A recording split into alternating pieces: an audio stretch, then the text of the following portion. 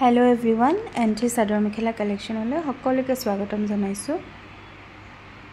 আজি কেজমান খুব সুন্দৰ কাপোৰ আপোনালোকৰ কাৰণে ষ্টক ক্লিয়াৰেন্স অফাৰত লৈ আহিছো।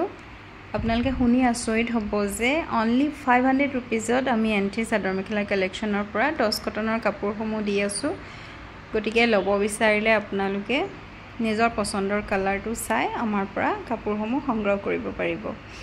এজোৰ খুব ধুনিয়া येलो কালাৰত only 500ত আপোনালোকে আমাৰ পৰা এই কাপোৰসমূহ সংগ্ৰহ কৰিব পাৰিব। আৰু এটা ৰাণী পিংকত খুবেই ধুনিয়া ডিজাইন একে হ'ব, কেৱল কালাৰসমূহ বেলেগ বেলেগ।